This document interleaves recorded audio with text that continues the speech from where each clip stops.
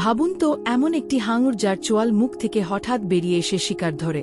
পরিচয় করিয়ে দিচ্ছি গবলিন শার্কের সঙ্গে।